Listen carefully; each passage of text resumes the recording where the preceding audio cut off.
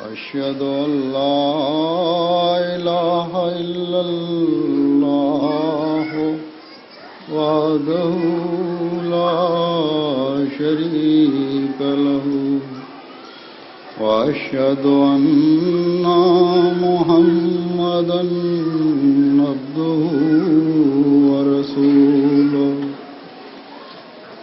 أما بعد فأعوذ بالله من الشيطان الرجيم بسم الله الرحمن الرحيم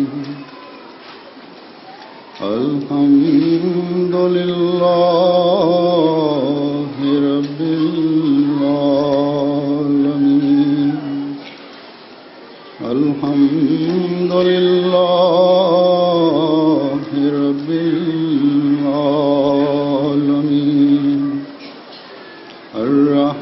الرحمن الرحيم مالك يوم الدين إياك نعبد وإياك نستعين اهدنا الصراط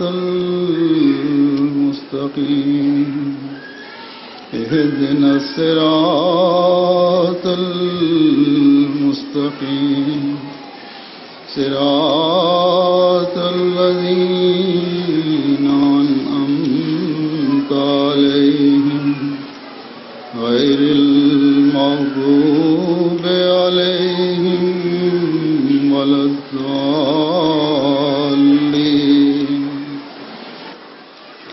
قال رب أعوذني أن أشكر نعمتك التي أنعمت علي وعلى والدي وأن أعمل صالحا ترضاه وأصلح لي في ذريتي إني تبت إليك وإني من المسلمين.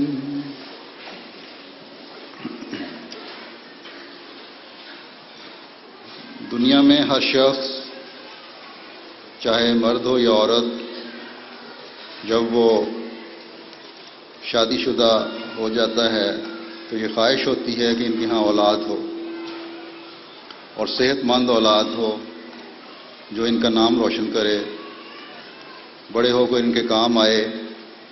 اگر امیر ہے تو چاہے گا کہ بچہ بڑا ہو کر اس کے کاروبار کو سنبھالے، اس کی جائیداد کی نگرانی کرے، اس کو مزید وسیع کرے، وسعت دے.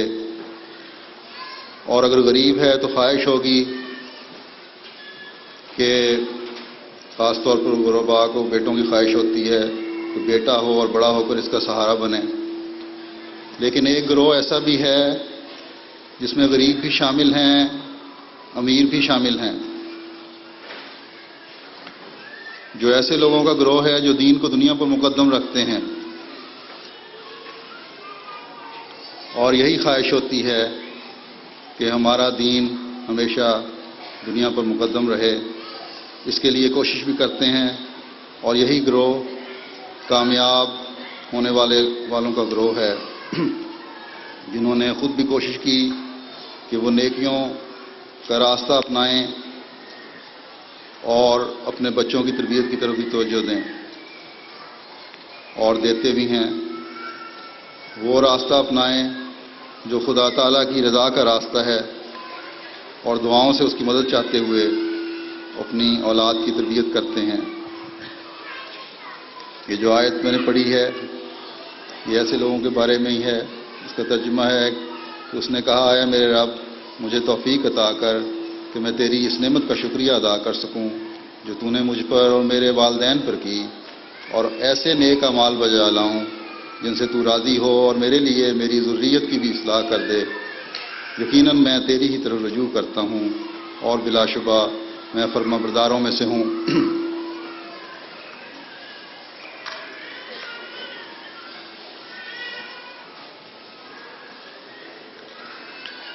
جن خاندانوں میں مائیں نیک ہوں، نمازیں پڑھنے میں باقاعدہ ہوں، نظام جماعت کی اطاعت کرنے والی ہوں، اجلاسوں اجتماعوں وغیرہ میں باقاعدہ شامل ہونے والی ہوں، ہر قسم کے تربیتی پروگراموں میں اپنے کاموں کا حرج کر کر حصہ لینے والی ہوں، نظام جماعت کی پوری طرح اطاعت گزار ہوں، اور سب سے بڑھ کر اپنے بچوں کے لیے دعائیں کرنے والی ہوں، تو ایسے گھروں کے بچے عموماً پھر دین کی طرف رغبت رکھنے والے ہوتے ہیں اور ماں باپ کے بھی اطاعت گزار ہوتے ہیں۔ اس لیے سب سے اہم اور ضروری چیز ہے کہ ماں باپ خود اپنے بچوں کے لیے نمونہ بنیں۔ پھر اس کی کچھ تفصیل ہے کہ کس طرح اس تربیت کے طریقے کو آگے بڑھایا جائے، وہ میں آگے بیان کروں گا، لیکن ہر کام سے پہلے جو ہمیں یہ دعا سکھائی گئی ہے کہ میرے لیے میری ذریت کی بھی اصلاح کر دے، یقیناً میں تیری طرف ہی رجوع کرتا ہوں اور یقیناً میں فرمانبرداروں میں سے ہوں، کو ہر وقت پیش نظر رکھیں۔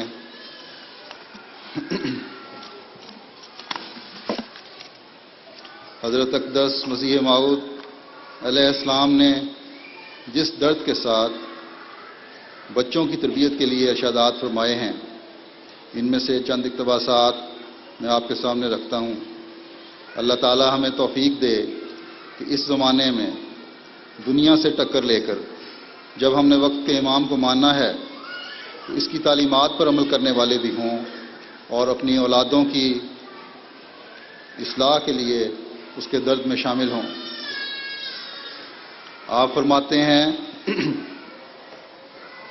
انسان کو سوچنا چاہیے کہ اسے اولاد کی خواہش کیوں ہوتی ہے، کیونکہ اس کو محض طبی خواہش ہی تک محدود نہ کر دینا چاہیے کہ جیسے پیاس لگتی ہے یا بھوک لگتی ہے، لیکن جب یہ ایک خاص اندازہ سے گزر جاوے تو ضرور اس کی اصلاح کی فکر کرنی چاہیے۔ خدا تعالیٰ نے انسان کو اپنی عبادت کے لیے پیدا کیا ہے، جیسا کہ فرمایا ہے ما خلقت الجن والانس الا لیعبدون۔ اب اگر انسان خود مومن اور عبد نہیں بنتا اور اپنی زندگی کے اصل منشا کو پورا نہیں کرتا اور پورا حق عبادت ادا نہیں کرتا، بلکہ فسق و فجور میں زندگی بسر کرتا ہے اور گناہ پر گناہ کرتا ہے، تو ایسے آدمی کی اولاد کے لیے خواہش کیا نتیجہ رکھے گی؟ صرف یہی کہ گناہ کے لیے وہ اپنا ایک اور خلیفہ چھوڑ دیتا ہے۔ خود کون سی کمی کی ہے جو اولاد کی خواہش کرتا ہے؟ پس جب تک اولاد کی خواہش میں اس غرض کے لیے نہ ہو کہ وہ دیندار اور متقی ہو اور خدا تعالیٰ کی فرما بردار ہو، اس کے دین کی خادم بنے، بالکل فضول بلکہ ایک قسم کی معصیت اور گناہ ہے، اور باقیات صالحات کے بجائے اس کا نام باقیات سیئات رکھنا جائز ہوگا۔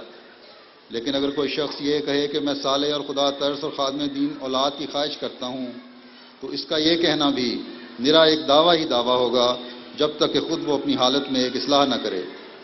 اگر خود فسق و فجور کی زندگی بسر کرتا ہے اور منہ سے کہتا ہے کہ میں صالح اور متقی اولاد کی خواہش کرتا ہوں، تو وہ اپنے اس دعویٰ میں کذاب ہے۔ صالح اور متقی اولاد کی خواہش سے پہلے ضروری ہے کہ وہ خود اپنی اصلاح کرے اور اپنی زندگی کو متقیانہ زندگی بناوے، تب اس کی ایسی خواہش ایک نتیجہ خیز خواہش ہوگی، اور ایسی اولاد حقیقت میں اس قابل ہوگی کہ اس کو باقیات صالحات کا مصداق کہیں۔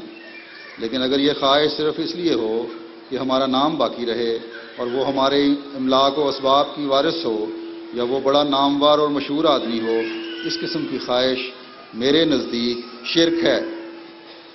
تو غرض مطلب یہ ہے کہ اولاد کی خواہش صرف نیکی کے اصول پر ہونی چاہیے، اس لحاظ سے اور خیال سے نہ ہو کہ وہ ایک گناہ کا خلیفہ باقی رہے۔ خدا تعالیٰ بہتر جانتا ہے کہ مجھے کبھی اولاد کی خواہش نہیں ہوئی۔ حضرت اقدس مسیح موعود علیہ السلام فرماتے ہیں کہ خدا تعالیٰ بہتر جانتا ہے کہ مجھے کبھی اولاد کی خواہش نہیں ہوئی تھی، حالانکہ خدا تعالیٰ نے 15 یا 16 برس کی عمر کے درمیان ہی اولاد دے دی تھی۔ یہ سلطان احمد اور فضل احمد اسی عمر میں پیدا ہو گئے، اور نہ کبھی مجھے خواہش ہوئی کہ وہ بڑے بڑے دنیا دار بنیں۔ اور اعلیٰ عہدوں پر پہنچ کر معمور ہوں۔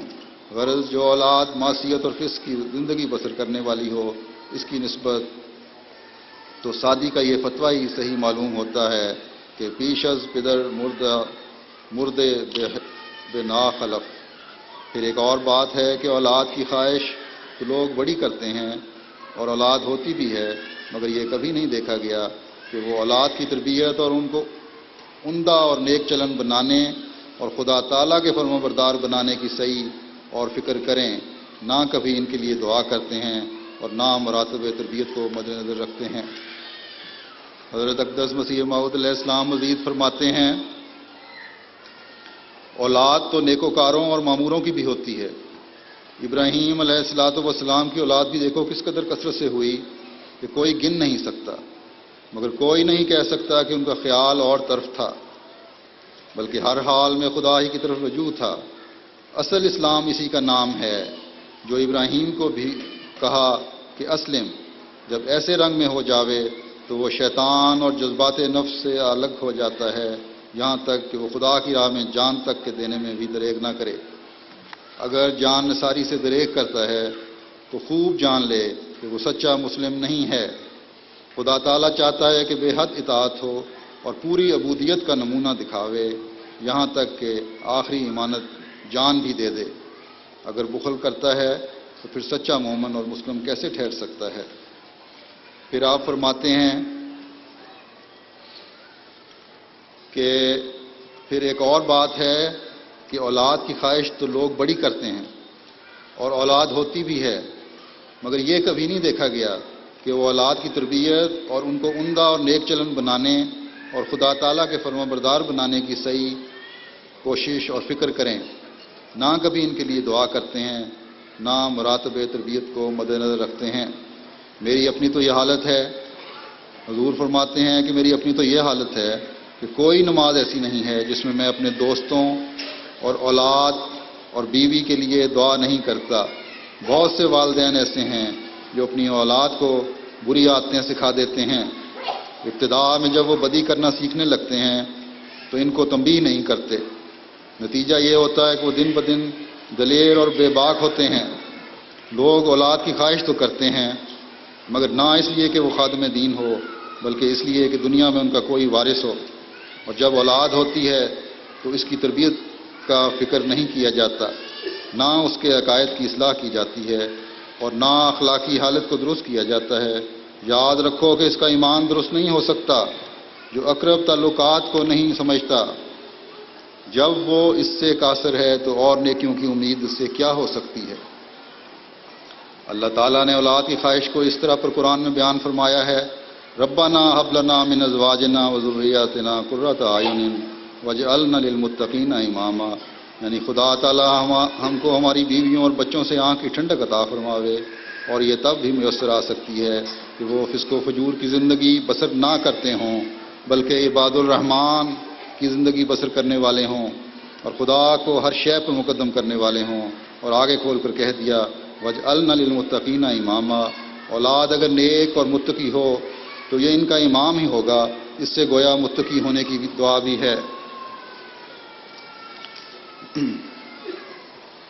جیسا کہ حضرت مسیح موعود علیہ السلام نے فرمایا کہ عباد الرحمن بنائیں، بچپن سے ہی اللہ تعالیٰ کی محبت دلوں میں پیدا کریں، جب ذرا بات سمجھنے لگ جائیں تو جب بھی کوئی چیز دیں، ابھی چھوٹی چھوٹی باتیں ہیں تو یہ کہہ کر دیں کہ یہ تمہیں اللہ تعالیٰ نے دی ہے، اللہ میاں نے دی ہے، شکر کی عادت ڈالیں، پھر آہستہ آہستہ سمجھائیں کہ جو چیز مانگنی ہے اللہ میاں سے مانگو۔ پھر نمازوں کی عادت بچپن سے ہی ڈالنے کی ضرورت ہے۔ آج کل بعض محنتی مائیں اپنے بچوں کو 5 ساڑھے 5 سال کی عمر میں قرآن شریف ختم کروا لیتی ہیں، اس کا مطلب یہ ہے کہ 4 سال کی عمر میں قاعدہ شروع کرواتی ہوں گی، تو اس عمر میں بچے اسکول بھی جانا شروع کر دیتے ہیں، حروف کو لفظوں کی حرف اور گنتی کی پہچان بھی شروع ہو جاتی ہے، بلکہ لکھنے بھی لگ جاتے ہیں۔ تو جیسے کہ میں نے کہا بعض نیک اور محنتی مائیں 5 سال کی عمر میں قرآن کریم بھی ختم کروا لیتی ہیں اپنے بچوں کو۔ لیکن اکثریت ایسی ماؤں کی ہے کہ اسکول تو بچے کو 3.5-4 سال کی عمر میں بھیجنے کی خواہش کا اظہار کرتی ہیں اور بھیج بھی دیتی ہیں، اور بچے اس عمر میں فکرے بنا بھی لیتے ہیں، لکھ بھی لیتے ہیں، لیکن نماز اور قرآن سکھانے اور پڑھانے کے متعلق کہو تو کہتے ہیں کہ ابھی چھوٹا ہے۔ تو حدیث میں آیا ہے کہ کس عمر میں آپ بچے کو نماز پڑھنے کے لیے کہیں اور سکھائیں۔ ہشام بن سعد سے روایت ہے کہ ہم معاذ بن عبداللہ بن خبیب جوہنی کے گھر گئے، انہوں نے اپنی بیوی سے دریافت کیا کہ بچہ کب نماز پڑھنی شروع کرے۔ انہوں نے بتایا کہ ہمارے ایک آدمی نے بتایا تھا کہ حضور صلی اللہ علیہ وسلم سے یہ امر دریافت کیا گیا، تو حضور نے فرمایا کہ بچہ جب اپنے دائیں ہاتھ اور بائیں ہاتھ میں تمیز کرنا جان لے تو اسے نماز کا حکم دو۔ تو آج کل تو یہ 4-5 سال کی عمر میں تمیز اور فرق بچہ کر لیتا ہے۔ پھر ایک حدیث ہے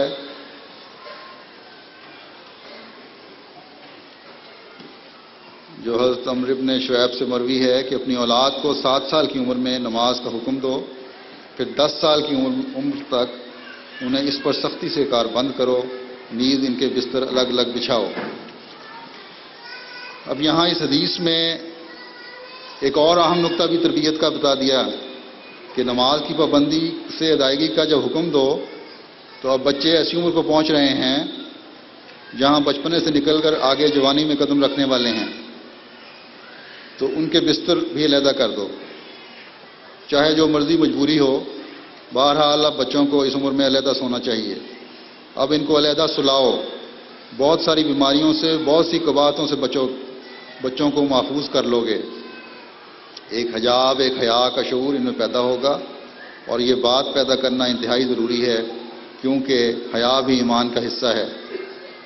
تو نماز کی اہمیت کے بارے میں ذکر ہو رہا ہے کہ کب بچوں کو عادت ڈالنی چاہیے، جیسا کہ اوپر بھی میں نے بیان کیا حدیثوں سے۔ اب اس بارے میں حضرت مسلم موعود رضی اللہ عنہ کا ایک اقتباس سناتا ہوں۔ آپ فرماتے ہیں کہ ایک خرابی تو یہ ہے کہ اور تو ساری باتیں بچپن میں سکھانے کی خواہش کی جاتی ہے، مگر دین کے متعلق کہتے ہیں کہ بچہ بڑا ہو کر سیکھ لے گا، ابھی کیا ضرورت ہے؟ بچے نے بھی ہوش بھی نہیں سنبھالی ہوتی اور ڈاکٹر منع کرتا ہے کہ ابھی اسے پڑھنے نہ بھیجو، مگر ماں باپ اسے اسکول بھیج دیتے ہیں۔ ان کی خواہش یہی ہوتی ہے کہ وہ سال جو اس کے ہوش میں آنے کے ہیں ان میں بھی کچھ نہ کچھ پڑھ ہی لے، مگر نماز کے لیے جب وہ بلوغت کے قریب پہنچ جاتا ہے تب بھی یہی کہتے ہیں ابھی بچہ ہے، بڑا ہو کر سیکھ لے گا۔ اگر یہ کہا جائے کہ بچے کو نماز کے لیے جگاؤ تو کہتے ہیں نہ جگاؤ، اس کی نیند خراب ہوگی۔ لیکن اگر صبح امتحان کے لیے انسپیکٹر نے آنا ہو تو ساری رات جگائے رکھیں گے، گویا انسپیکٹر کے سامنے جانے کا تو اتنا فکر ہے، مگر یہ فکر نہیں ہوتا کہ خدا کے حضور جانے کے لیے بھی جگا دیں۔ تو بچے کو بچپن ہی میں دین سکھانا چاہیے۔ جو لوگ بچوں کو بچپن میں دین نہیں سکھاتے تو ان کے بچے بڑے ہو کر بھی دین نہیں سیکھتے، مگر مصیبت یہ ہے کہ دنیا کے کاموں کے لیے جو عمر بلوغت کی سمجھی جاتی ہے دین کے متعلق نہیں سمجھی جاتی۔ بچپن میں بچہ اگر چیزیں خراب کرے تو اسے ڈانٹا جاتا ہے، لیکن اگر خدا کے دین کو خراب کرے تو کچھ نہیں کہا جاتا۔ بس جب تک ماں باپ یہ نہ سمجھیں کہ دین سکھانے کا زمانہ بچپن ہے، اور جب تک والدین نہ سمجھیں کہ ہمارا اثر بچپن ہی میں بچوں پر پڑ سکتا ہے، تب تک بچے دیندار نہیں بن سکیں گے۔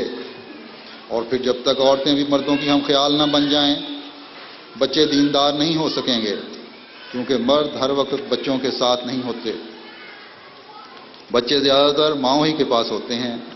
دیکھا گیا ہے کہ دیندار مائیں بھی بچوں کو دین سکھانے میں سستی کر جاتی ہیں۔ نماز کا وقت ہو جائے اور بچہ سو رہا ہو تو کہتی ہیں ابھی اور سو لے۔ بس جب تک ماؤں کے ذہن نشین نہ کریں کہ بچوں کی دینی تربیت بچپن ہی میں ہو سکتی ہے، اس وقت تک ہرگز کامیابی نہیں ہو سکتی۔ بس پہلی نصیحت تو یہ ہے کہ بچوں کی دینی تربیت بچپن ہی میں کرو اور بچپن ہی میں ان کو دین سکھاؤ تاکہ وہ حقیقی دیندار بنیں۔ انتہائی بچپن میں کی عمر میں نماز کے طریق سکھانے کے بارے میں ایک حدیث پیش کرتا ہوں۔ حضرت ابن عباس سے روایت ہے وہ کہتے ہیں کہ میں نے اپنی خالہ کے گھر رات گزاری. رات کو آن حضرت صلی اللہ علیہ وسلم نماز کے لیے کھڑے ہوئے. میں بھی حضور کے ساتھ حضور کی بائیں جانب کھڑا ہوا. حضور نے مجھے سر سے پکڑا اور مجھے اپنی دائیں طرف کھڑا کر دیا.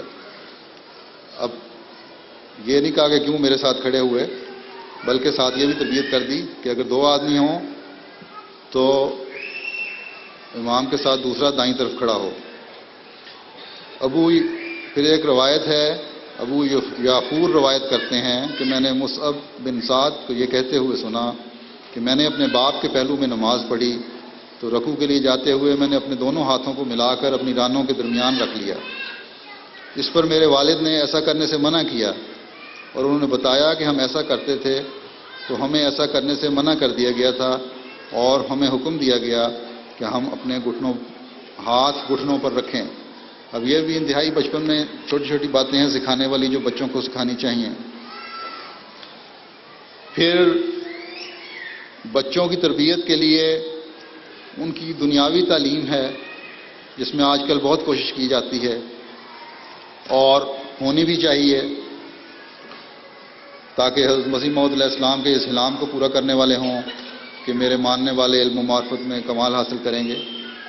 اس میں دینی و دنیاوی دونوں علوم شامل ہیں. لیکن یہاں بھی بعض مائیں،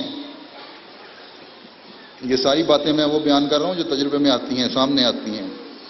یہاں بھی بعض مائیں اکلوتے بچے یا اکلوتے بیٹے کو جو اچھا بھلا ذہین بھی ہوتا ہے، شروع میں پڑھائی میں ٹھیک بھی ہوتا ہے، بے جا لاڈ پیار کی وجہ سے کہ اکیلا بیٹا ہے اس کے ناز نخرے اٹھائے جائیں، بگاڑ دیتی ہیں اور وہ پڑھائی اور ہر کام سے بالکل بیزار ہو جاتا ہے اور آہستہ آہستہ گھر والوں پر اور معاشرے پر بوجھ بن جاتا ہے.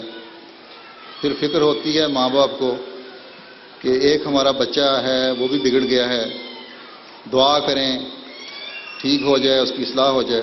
تو اگر شروع میں ہی اس طرح توجہ ہوتی تو یہ صورت پیدا نہ ہوتی. بہرحال خدا تعالیٰ ایسے بچوں کو بھی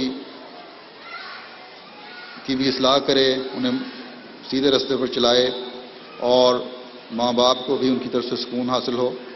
لیکن جو بات میں کہہ رہا ہوں وہ یہ ہے کہ دینی تعلیم و تربیت کی طرف بھی بہت زیادہ توجہ کی ضرورت ہے، اور خاص طور پر آج کل جبکہ ساری دنیا میں ہر ملک کا معاشرہ مادیت میں گھرا ہوا ہے، تو بچے کو اپنے گھر کے ماحول میں زیادہ قریب لانے کی کوشش ہونی چاہیے. ماں باپ کا بچے کے ساتھ سلوک ایسا ہو کہ بچہ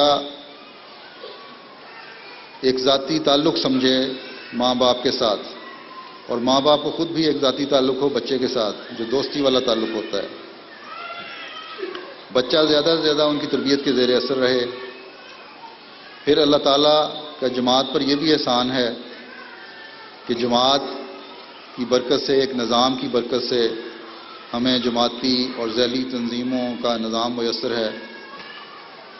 تربیتی کلاسیں ہیں، اجتماع ہیں، جلسے وغیرہ ہوتے ہیں، تو جہاں بچوں کی تربیت کا انتظام بھی ہے.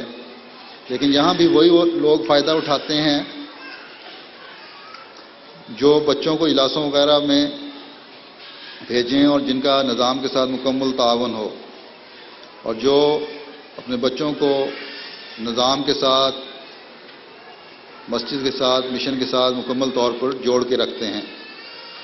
بعض مائیں اپنے بچوں کو اجلاسوں وغیرہ میں اس لیے نہیں بھیجتی کہ وہاں جا کر دوسرے بچوں سے غلط باتیں اور بدتمیزیاں سیکھتے ہیں.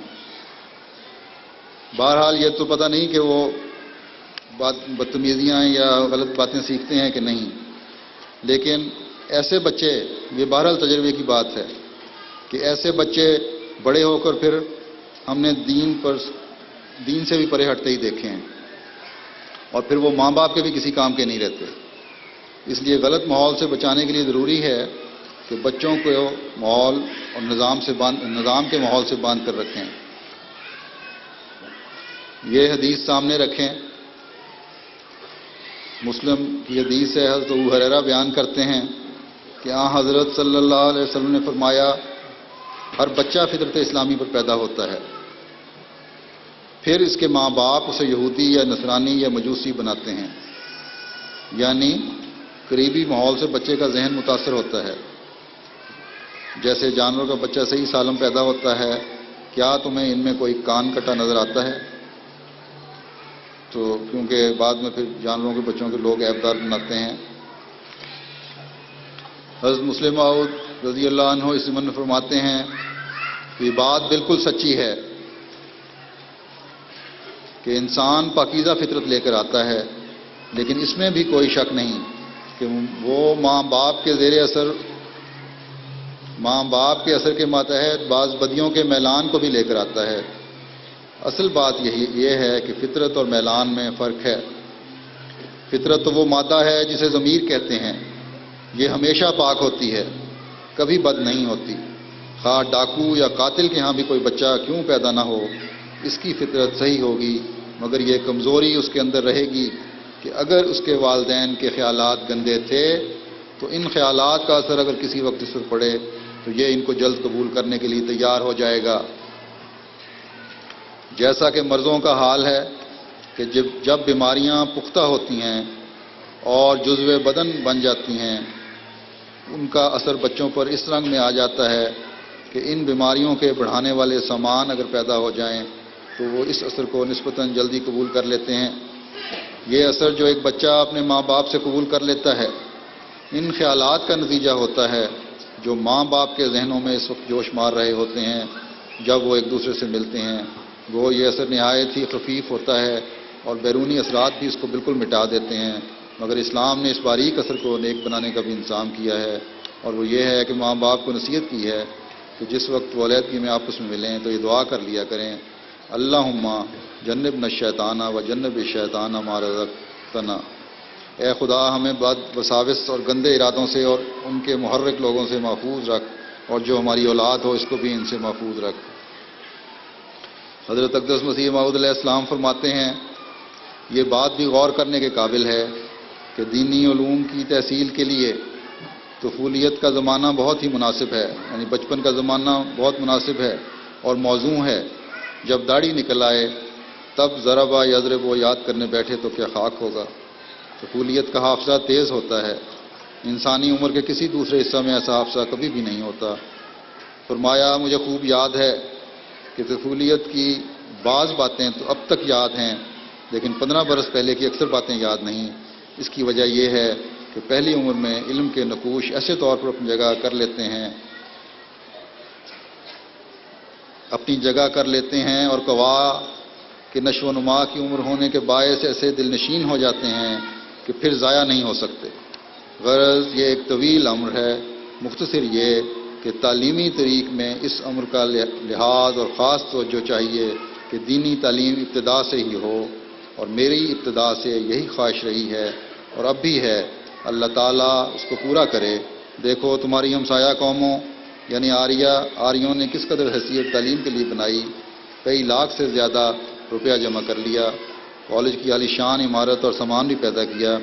اگر مسلمان پورے طور پر اپنے بچوں کی تعلیم کی طرف توجہ نہ کریں گے تو میری بات سن رکھیں کہ ایک وقت ان کے ہاتھ سے بچے بھی جاتے رہیں گے. تو جیسے کہ پہلے بھی میں کہہ چکا ہوں کہ بچوں کا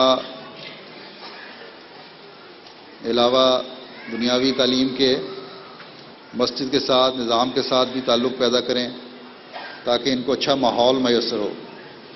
ایسا ماحول جو خدا اور خدا کے رسول کی محبت دلوں میں پیدا کرنے والا ماحول ہو، اعلیٰ اخلاق مہیا کرنے والا ماحول ہو. اب آپ یہ تو تجربہ کر چکے ہیں جو یہاں انگلستان میں رہنے والے ہیں کہ حضرت خلیفۃ المسیح الرابع رحمہ اللہ تعالیٰ کی ہجرت کے بعد جو بچے مسجد میں آنا شروع ہوئے، نظام سے حضور کی صحبت سے فائدہ اٹھایا، ان کی کایا پلٹ گئی اور دینی اور دنیاوی دونوں لحاظ سے وہ کامیاب ہوئے ہیں. اور تمام والدین کو اس تجربہ ہے اور برملا اس کا اظہار کرتے ہیں. تو جو بچے باہر کے ماحول میں جائیں، آپ کے علم میں ہو کہ کہاں گئے ہیں، کھیل کی گراؤنڈ میں گئے ہیں تو اس کے بعد سیدھے گھر واپس آئیں. اسکول گئے ہیں تو مغرب کے ماحول کا ان پر اثر تو نہیں ہو رہا. اب تو خیر مشرق اور مغرب کا بھی یہی حال ہے، مغرب والا. بہرحال جوں یہ نام نہاد نئی روشنی آ رہی ہے، ماں باپ کے لیے زیادہ لمحہ فکریہ ہے، بہت دعاؤں کی ضرورت ہے۔ حضرت مسلم موعود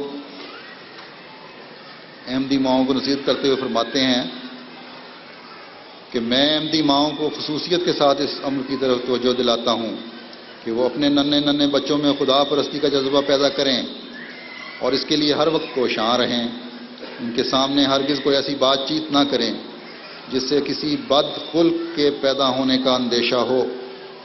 اگر بچہ نادانی سے کوئی بات خلاف مذہب اسلام کرتا ہو تو اسے فوراً روکا جائے، اور ہر وقت اس بات کی کوشش کریں کہ اللہ تعالیٰ کی محبت ان کے قلب میں جاگزیں ہو۔ اپنے بچوں کو کبھی آوارہ نہ پھرنے دو، ان کو آزاد نہ ہونے دو کہ وہ حدود اللہ کو توڑنے لگیں۔ ان کے کام کو انضباط کے اندر رکھو، ایک نظم و ضبط کے اندر رکھو، اور ہر وقت نگرانی رکھو۔ اپنے ننھے بچوں کو اپنے نوکرانیوں کے سپرد کر کے بالکل بے پرواہ نہ ہو جاؤ۔ اب بعض دفعہ اکثر بعض ملکوں میں گھروں میں مسلمان بھی نہیں ہوتے، کام کرنے والے ان کے سپرد کر دیتے ہیں لڑکیوں کے، اور جو پھر بگاڑ پیدا کر رہے ہوتے ہیں، یا ایسے ہوتے ہیں ملازمین جن کو دین کا بالکل علم ہی نہیں ہوتا۔ تو فرمایا کہ ملازموں کے سپرد کر کے بالکل بے پرواہ نہ ہو جاؤ کہ بہت سی خرابیاں صرف اسی ابتدائی غفلت سے پیدا ہوتی ہے۔ ماں اپنے بچے کو باہر بھیج کر خوش ہوتی ہے کہ مجھے کچھ فرصت مل گئی ہے، لیکن اسے کیا معلوم کہ میرا بچہ کن کن صحبتوں میں گیا اور مختلف نظاروں نے اس کے اندر کیا کیا برے نقش پیدا کیے جو اس کی آئندہ زندگی کے لیے نہایت ضرر رساں ہو سکتے ہیں۔ بس احتیاط کرو کہ اس وقت کی تھوڑی سی احتیاط بہت سے آنے والے خطروں سے بچانے والی ہے۔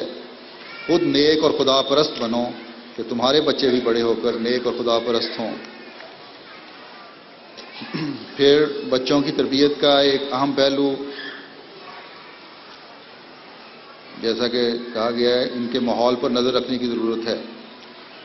اس بارے میں پہلے بھی کہہ چکا ہوں کہ بچوں کو گھر میں ایسا ماحول دیں کہ وہ زیادہ تر ماں باپ کی صحبت میں گزاریں، لیکن بہرحال بچوں نے اسکول بھی جانا ہے، کھیلنا بھی ہے، دوستوں سے بھی اٹھنا بیٹھنا ہے، تو دوست اور ماحول بھی بچے کے کردار پر بہت زیادہ اثر انداز ہو رہے ہوتے ہیں۔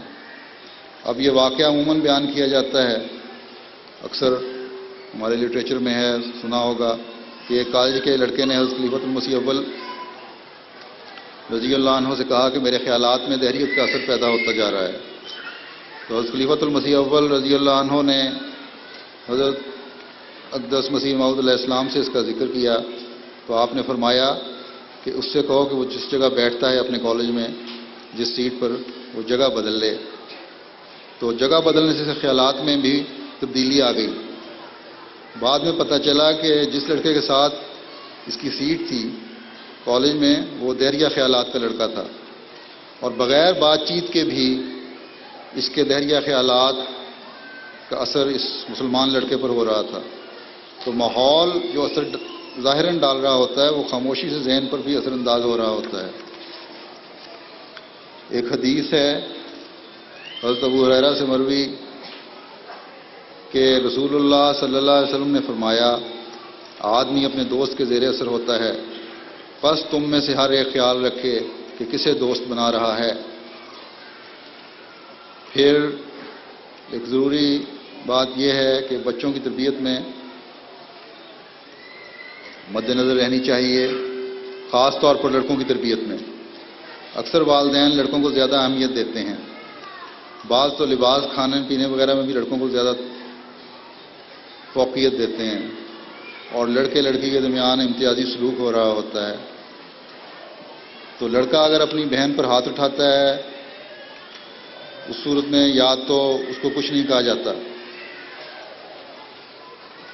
کوئی بات نہیں، لڑ لیا، پرواہ نہ کی۔ اگر بہن نے مارا لڑکے کو تو اس کو سزا مل جاتی ہے۔ یا پھر ایسے والدین اگر بچے کو، لڑکے کو روکتے بھی ہیں تو اس طریق سے روکتے ہیں کہ کہنا اور نہ کہنا، روکنا یا نہ روکنا برابر ہوتا ہے۔ پھر ایسے لڑکے لاڈ پیار میں بگڑتے چلے جاتے ہیں، اور اکثر دیکھا گیا ہے کہ ایسے لڑکے پھر نکٹھو، نکمے بن کر بیٹھے رہتے ہیں، یا باہر پھر آئے پانی کا گلاس بھی اگر پینا ہے تو 2 فٹ چل کر پی نہیں سکتے، بہن سے کہیں گے، ماں سے کہیں گے کہ پانی پلا دو،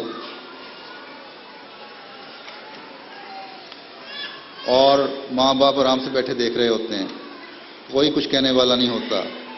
اور یہ کوئی چھوٹی برائی نہیں ہے، بڑے ہو کر اس کے بھیانک نتائج سامنے آتے ہیں۔ ماں باپ کے لیے درد سر بن جاتا ہے ایسا بچہ، ان کو فکر ہوتی ہے کہ ہمارے بعد اس کا کیا ہوگا۔ اگر صاحب جائیداد والدین ہیں تو پھر یہ فکر کہ ہمارے بعد یہ ساری جائیداد اڑا دے گا۔ معاشرے پر بھی بوجھ ہے، نظام کے لیے بھی ہر وقت مشکل کھڑی کرنے والا ہوتا ہے، اور پھر کیونکہ بچپن سے ہی بہنوں کو دبا کر رکھنے اور ان کے حقوق کا خیال نہ رکھنے کی عادت ہوتی ہے، تو پھر بہنوں کے جائیداد کے حصے بھی کھا جاتے ہیں، اور پھر علاوہ معاشی تنگی کے بعد لڑکیاں سسرال سے اور خامدوں سے کچھ نہ لانے کے تانے سنتی ہیں۔ تو یہ ایک ایسا خوفناک شیطانی چکر ہے جو ماں باپ کی ذرا سی غلطی سے دور تک بد نتائج کا حامل ہوتا ہے، اور عموماً دیکھا گیا ہے کہ پھر مائیں ہی ایسے لاڈ کر کے بچوں کو بگاڑ رہی ہوتی ہیں، اللہ ماشاء اللہ باپ بھی شامل ہو جاتے ہیں۔ حضرت خلیفۃ المسیح اول کی اس بارے میں ایک بہت ہی پیارے الفاظ میں نصیحت ہے۔ آپ فرماتے ہیں کہ اولاد کے لیے ایسی تربیت کی کوشش کرو کہ ان میں باہم اخوت، اتحاد، جرت، شجاعت، خودداری، شریفانہ آزادی پیدا ہو۔ ایک طرف انسان بناؤ، دوسری طرف مسلمان بناؤ۔ ایک حدیث میں آتا ہے، حضرت انس بن مالک رضی اللہ عنہ بیان کرتے ہیں کہ حضور صلی اللہ علیہ وسلم نے فرمایا، اپنے بچوں سے عزت کے ساتھ پیش آؤ اور ان کی اچھی تربیت کرو۔ حضرت خلیفۃ المسیح رابع نے فرمایا تھا ایک دفعہ کہ جو اپنے بچوں سے شروع سے ہی عزت کے ساتھ پیش آتے ہیں، ان کے بچے بھی بڑے ہو کر ان کی بھی عزت کرتے ہیں اور باہر دوسروں کی بھی عزت کرتے ہیں، اور یہ سلسلہ آگے نسل بعد نسل چلتا رہتا ہے۔ اس لیے بچوں کو معمولی اور حقیر سمجھ کر بے وجہ جھڑکنا نہیں چاہیے، اور جہاں تک ممکن ہو ان سے عزت کا سلوک کیا کرو۔ لیکن اس کا بھی غلط معنی لے لیے جاتے ہیں۔ عزت سے پیش آنے کا ہرگز یہ مطلب نہیں، جو بعض لوگ غلط طور پر سمجھنے لگ جاتے ہیں کہ کچھ نہیں کہنا۔ تو جہاں عزت سے پیش آؤ کا ارشاد ہے، وہاں اچھی تربیت کا ارشاد بھی ساتھ ہی ہے۔ اس کا مطلب یہ ہے کہ ہر بات پر سختی نہ کرو، لیکن غلط کام پر بچے کو سمجھاؤ بھی، کیونکہ یہ تربیت کا حصہ ہے۔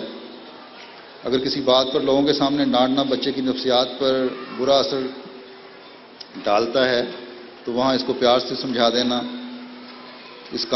کسی غلط کام سے روکنا اس کی اصلاح کا باعث بنتا ہے۔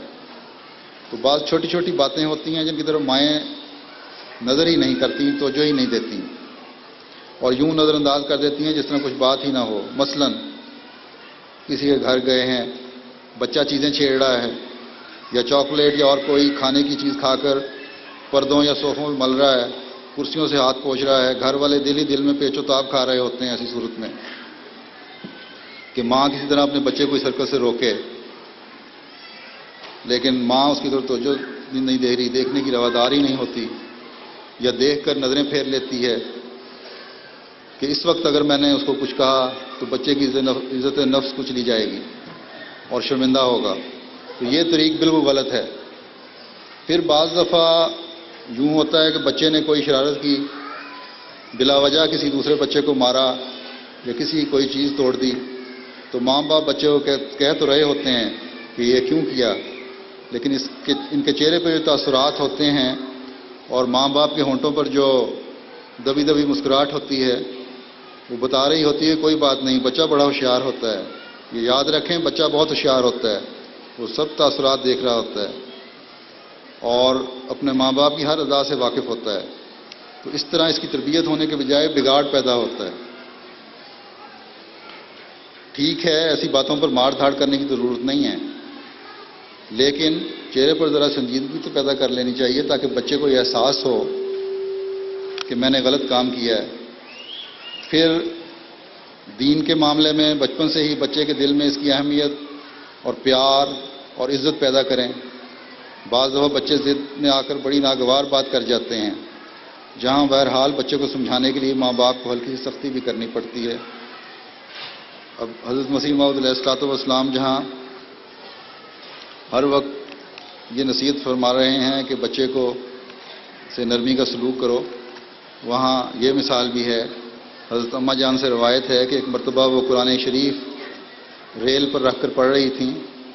میاں مبارک صاحب جو چھوٹے بچے تھے ان سے کسی کام کے لیے کہہ رہے تھے اور ضد کر کے ہاتھ سے ریل کو دھکا دیا کہ پہلے میرا کام کر دیں۔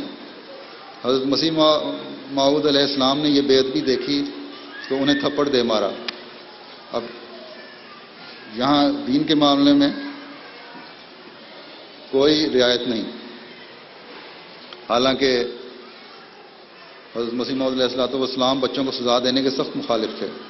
ایک دفعہ ایک شخص نے اپنے بچے کو عادتاً مارا تو آپ نے اسے بلا کر بڑے درد سے فرمایا، میرے نزدیک بچوں کو یوں مارنا شرک میں داخل ہے۔ گویا بد مزاج مارنے والا ہدایت اور ربوبیت میں اپنے تئیں حصہ دار بنانا چاہتا ہے۔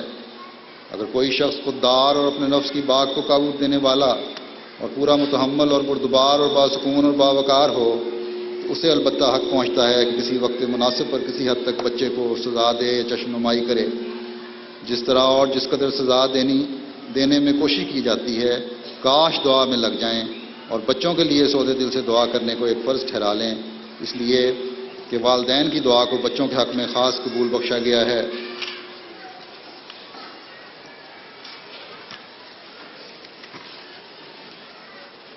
حضرت اقدس مسیح موعود علیہ السلام فرماتے ہیں کہ ہدایت اور تربیت حقیقی خدا تعالیٰ کا فعل ہے۔ سخت پیچھا کرنا اور ایک امر پر اصرار کو حد سے گزار دینا، یعنی بات بات پر بچوں کو روکنا اور ٹوکنا، یہ ظاہر کرتا ہے کہ گویا ہم ہی ہدایت کے مالک ہیں اور ہم اس کو اپنی مرضی کے مطابق ایک راہ پر لے آئیں گے۔ یہ ایک قسم کا شرک خفی ہے، اس سے ہماری جماعت کو پرہیز کرنا چاہیے۔ ہم تو اپنے بچوں کے لیے دعا کرتے ہیں اور سرسری طور پر قواعد اور آداب تعلیم کی پابندی کرواتے ہیں، بس اس سے زیادہ نہیں، اور پھر اپنا پورا بھروسہ اللہ تعالیٰ پر رکھتے ہیں، جیسا کسی میں سعادت کا تخم ہوگا وقت پر سرسبز ہو جائے گا۔ اعلیٰ اخلاق کس طرح سکھائے جائیں، اس بارے میں حضرت مسلم موعود رضی اللہ عنہ کی ایک بڑی دلچسپ مثال دے کے فرماتے ہیں کہ بعض لوگ بچوں کو چڑھانے کے لیے ہاتھ اٹھاتے ہیں کہ ماروں۔ میں نے دیکھا ہے کہ ایک دو دفعہ کے بعد بچہ وہی شکل بنا کر اسی طرح ہاتھ اٹھا کر کہنے لگ جاتا ہے کہ ماروں۔ اس طرح بعض احمق اپنے بچوں کو گالیاں دیتے ہیں، اسی طرح بچے آگے سے گالیاں دینے لگ جاتے ہیں۔ بعض عورتیں اپنے بچوں سے ہمیشہ منہ بنا کر تیوری چڑھا کر بات کرتی ہیں، تو ان کے بچے بھی ہمیشہ منہ پھلا کر بات کرنے کے عادی ہو جاتے ہیں۔ اب یہ دیکھیں چھوٹی چھوٹی باتیں ہیں جو ہر حال غیر محسوس طریقے پر بچہ اپنا رہا ہوتا ہے۔ اس کے برخلاف جو عورتیں ہنس مکھ ہوں، بچوں سے نیک سلوک کی عادی ہوں، ان کی اولاد بھی ویسی ہی ہنس مکھ ہوتی ہے۔ ماؤں کو چاہیے کہ بچوں سے ایسا سلوک کریں جس کو نقل کرنے پر وہ ساری عمر ذلیل و خوار نہ ہو اور ہمیشہ کے لیے ان کے اخلاق درست ہو جائیں۔ تو بچوں کو خوش اخلاق بنانا چاہیے، خوش مزاج بنانا چاہیے، پھر اچھے اخلاق میں تحمل مزاجی بھی ہے۔ تو بچپن سے ہی ماں باپ کو اس طرف توجہ کی ضرورت ہے۔ بعض چھوٹی چھوٹی باتیں ہوتی ہیں جن کو اگر نہ کیا جائے تو بچوں کی جو بچوں کو رونے کی ہر وقت بلا وجہ ری کرنے کی عادت جو پڑ جاتی ہے وہ ختم ہو جاتی ہے۔ مثلاً بچے کا دودھ یا کھانے کا وقت ہے، ماں کام کر رہی ہے، بچہ دودھ یا کھانا مانگتا ہے، ماں کہتی ہے ٹھہرو میں ذرا یہ کام کر لوں تمہیں دیتی ہوں۔ اب بچہ شاید 2 منٹ تو صبر کر لے، پھر وہ رونا شروع ہو جائے گا، اور بعض دفعہ اتنی چیخم داڑ ہوتی ہے کہ لگتا ہے کہ کیا آفت آ گئی ہے۔ تو پھر جب 2-3 دفعہ اسی طرح ہو تو بچہ سمجھ جاتا ہے کہ اب میں نے جو چیز مانگنی ہے، جو کام بھی کرنا ہے اور جو کام کروانا ہے بغیر روئے کے نہیں ہو سکتا۔ اس طرح بچے کے اخلاق پر آہستہ آہستہ اثر ہو رہا ہوتا ہے اور وہ غیر محسوس طریقے پر غصہ اور ضد کے اثر میں پروان چڑھ رہا ہوتا ہے۔ پھر بعض ماں باپ کسی بچے کو تو زیادہ لاڈ کر رہے ہوتے ہیں اور بعض کو کم، اور یہ فرق تو بعض دفعہ اتنا زیادہ ہو جاتا ہے کہ ارد گرد کے ماحول کو بھی پتہ چل رہا ہوتا ہے۔ اس سے بھی بچے میں ضد اور اپنے بھائی یا بہن کے خلاف اندر ہی اندر ایک ابال پیدا ہوتا رہتا ہے، تو جو بعض اوقات بڑے ہو کر نفرت تک پر منتج ہو جاتا ہے۔ اگر یہ احساس کمتری لڑکی میں پیدا ہو جائے تو پھر علاوہ سسرال میں جا کر اپنی زندگی اجیرن کرنے کے بچوں کی تربیت پر بعض اوقات اثر انداز ہوتا ہے، آگے اس سے نسل چلنی ہے، اس کی اولاد پر بھی اثر انداز ہوگا یہ احساس کمتری۔ اور یہ یاد رکھیں کہ احمدی ماں کا بچہ صرف اس کا بچہ نہیں بلکہ جماعت کا بچہ ہے، اور صرف جماعت کا بچہ بھی نہیں بلکہ حضرت محمد رسول اللہ صلی اللہ علیہ وسلم کی امت کا بچہ بھی ہے، جس نے آپ صلی اللہ علیہ وسلم کی تعلیم کو، اعلیٰ اخلاق کو دنیا کے سامنے پیش کر کے ان کے دل جیتنے ہیں، ان کو اسلام کے جھنڈے تلے جمع کرنا ہے۔ بس ذرا سی غلطی سے نسل کو برباد نہ کریں۔ ایک حدیث ہے، حضرت نعمان بن بشیر بیان کرتے ہیں، میرے والد نے مجھے غلام ہبہ کیا اور چاہا کہ اس پر حضور صلی اللہ علیہ وسلم کی شہادت ہو۔ انہوں نے حضور صلی اللہ علیہ وسلم سے اس خواہش کا اظہار کیا۔ آپ نے فرمایا، کیا تمہارا کوئی اور بھی بیٹا ہے؟ انہوں نے کہا ہاں۔ فرمایا، کیا تو نے اسے بھی غلام ہبہ کیا ہے؟ انہوں نے کہا نہیں۔ تو آپ صلی اللہ علیہ وسلم نے فرمایا، میں ایسے ظالمانہ عطیہ پر گواہ نہ بنوں گا۔ پھر ایک اور چھوٹی سی عادت ہے، کھانے کے آداب ہیں۔ جیسے کہ میں نے پہلے بھی ذکر کیا ہے کہ بچے کھانا کھاتے اتنا گند کر رہے ہوتے ہیں کہ جہاں مہمان جائیں اس گھر والے کے فرنیچر اور پردوں وغیرہ کا تو ایسا حال ہو رہا ہوتا ہے کہ گھر والا کانوں کا ہاتھ لگا رہا ہوتا ہے کہ میری توبہ، جو آئندہ اس خاندان کو اپنے گھر دعوت سے بلاؤں بلکہ شاید باقی دعوتوں سے بھی توبہ کر لے۔ اور پھر اگر گھر والے کے بچے اپنے بچے سلجھے ہوئے ہوں تو دوسرے بچوں کو دیکھ کر وہ بھی دھما چوپڑی شروع کر دیتے ہیں، اس میں شامل ہو جاتے ہیں، جو میزبان کی تلملاہٹ کا اور بھی زیادہ باعث بن جاتا ہے۔ تو یہ کوئی چھوٹی چھوٹی باتیں نہیں ہیں جن کے متعلق کہا جائے کوئی بات نہیں، بڑے ہو کر خود ہی آداب آ جائیں گے۔ بڑے ہو کر یہ آداب نہیں آیا کرتے۔ میں نے تو ایسے لوگوں کو دیکھا ہے کہ پھر بڑے ہو کر کھانے کی ایسی عادتیں پختہ ہو جاتی ہیں کہ ان کے ساتھ بیٹھ کر کھانا کھانا ہی مشکل ہو جاتا ہے۔ تو حضرت صلی اللہ علیہ وسلم نے ان کو چھوٹی بات نہیں سمجھا اور ہمیں اپنے عمل سے یہ آداب سکھائے ہیں۔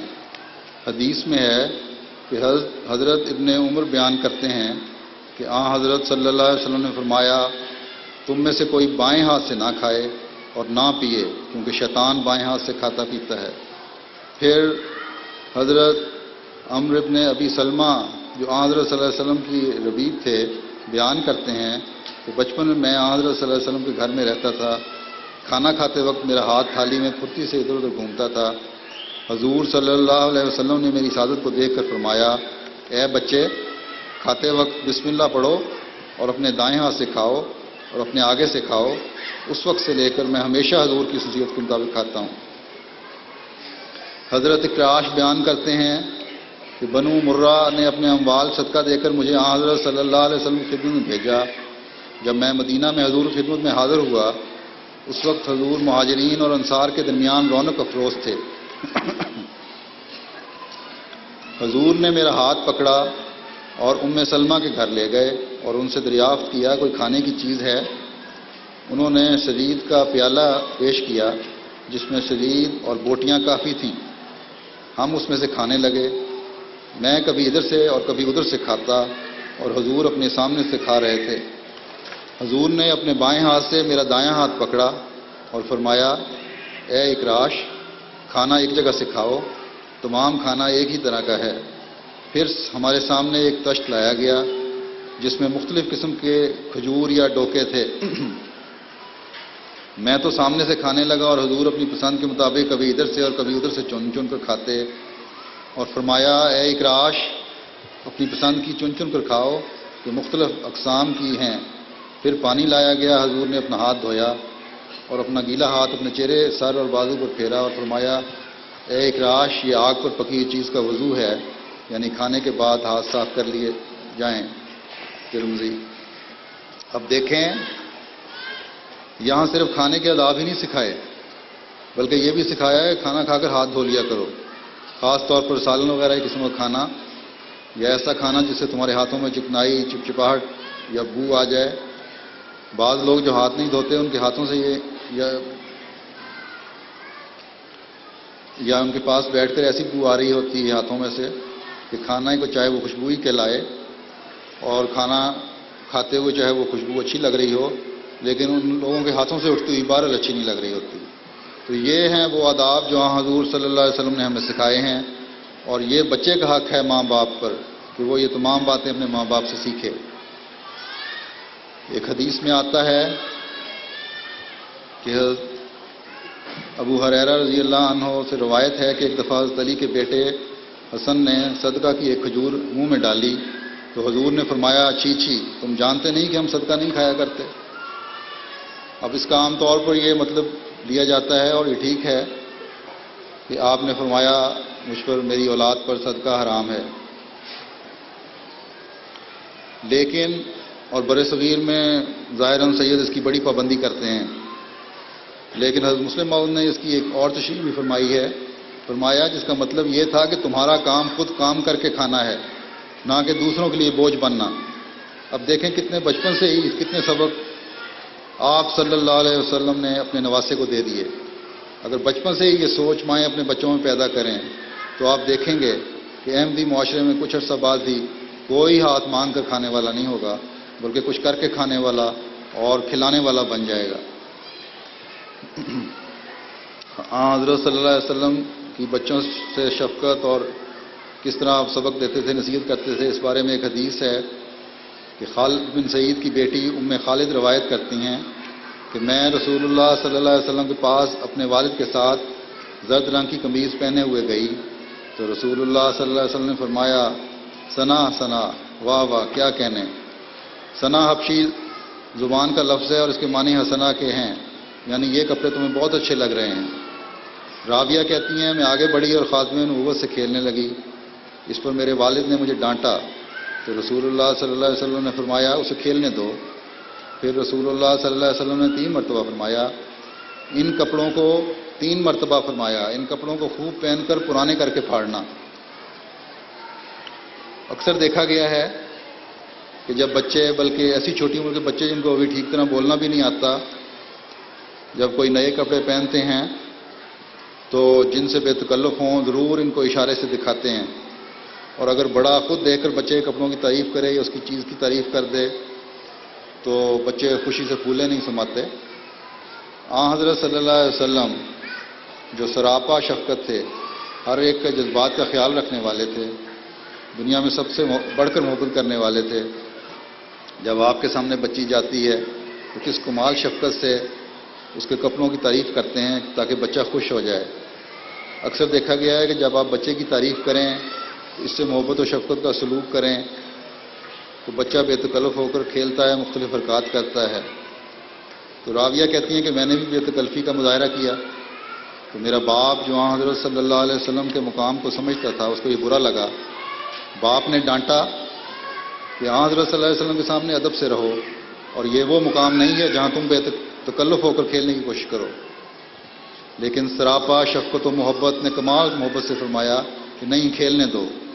اور پھر اس کھیل میں آپ نے یہ نصیحت بھی فرما دی کہ اپنے ماں باپ سے روز روز نئے کپڑوں کا مطالبہ نہ کرنا، بلکہ ان کو خوب پہنو اور پرانے کرو۔ پیار ہی پیار میں یہ نصیحت بھی فرما دی کہ دنیاوی چیزوں کے بارے میں حرص کو اپنے قریب نہ آنے دینا۔ تو یہ ہے وہ اسوہ جو ہر ماں باپ کو اپنے بچوں کی تربیت میں اپنانا چاہیے۔ اپنا دوست بھی بناؤ، اپنے قریب بھی کرو، اس قربت میں پیار سے بچے کو نصیحت بھی کرو۔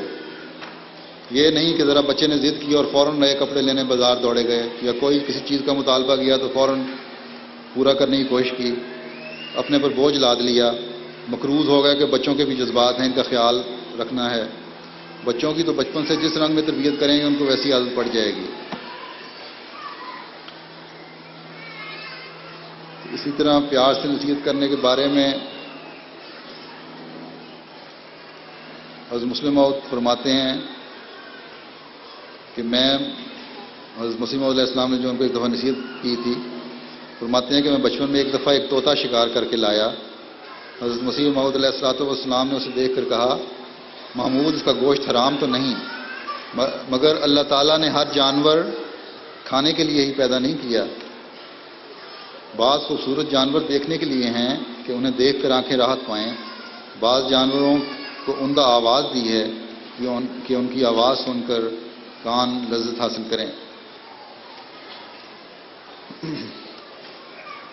حضرت ام المومنین سیدہ نصر جہاں بیگم صاحبہ اپنے بچوں کی کس طرح تربیت کیا کرتی تھیں، اس بارے میں ان کی بیٹی حضرت سیدہ نواب مبارکہ بیگم صاحبہ کا بیان ہے کہ اصولی تربیت میں نے اس عمر تک بہت مطالعہ عام و خاص لوگوں کا کر کے بھی حضرت والدہ صاحبہ سے بہتر کسی کو نہیں پایا.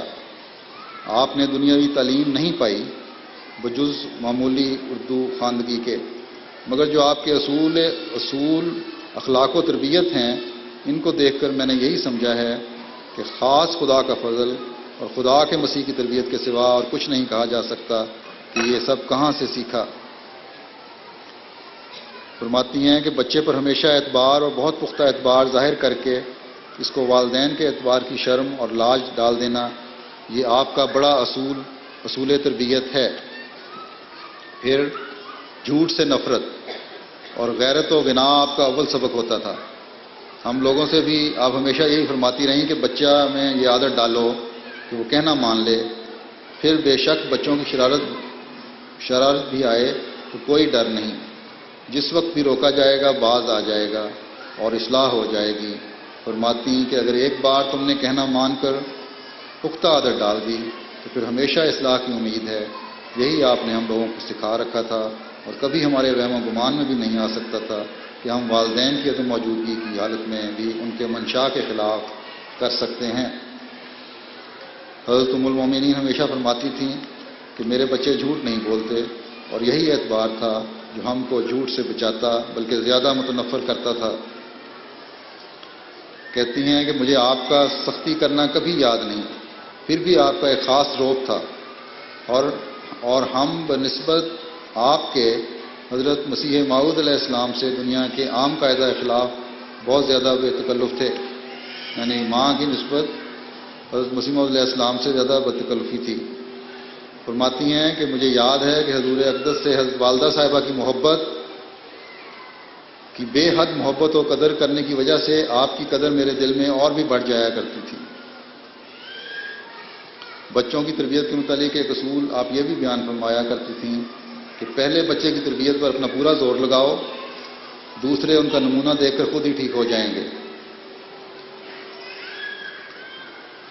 تو یہ کیسے زرعی اصول ہیں جن پر عمل کرنے سے واقعی بچوں کی کایا پلٹ سکتی ہے.